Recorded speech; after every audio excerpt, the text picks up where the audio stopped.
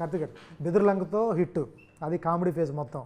తర్వాత మళ్ళీ యాక్షన్కి వచ్చారు. దీంట్లో నాకు తెలిసి మీ ట్రైలర్లో కూడా మీకు కామెడీ ఏం కనపడలేదు మీ దాంట్లో. ఏంటి ఇదొక మీటరా అదొక మీటరా అసలు ఎట్లా?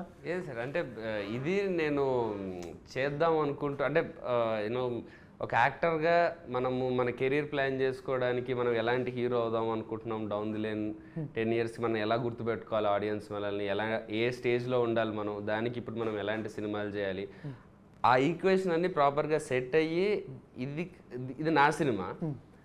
బెదుర్లంక అనేది నేను స్క్రిప్ట్ కోసం కార్తికేయ ఆ క్యారెక్టర్ అయ్యాడు. అవును, అది నేను అందుకే ముందు నుంచి కూడా ఆడియన్స్కి ఇది నేను ఇప్పటివరకు చేసిన సినిమాలు కాదు, చేయబోయేది కాదు, ఇది వేరేలా చూడండి. నేను స్క్రిప్ట్కి ఎగ్జైట్ అయ్యాను, చెప్దాం అనుకుంటున్న పాయింట్కి ఎగ్జైట్ అయ్యాను.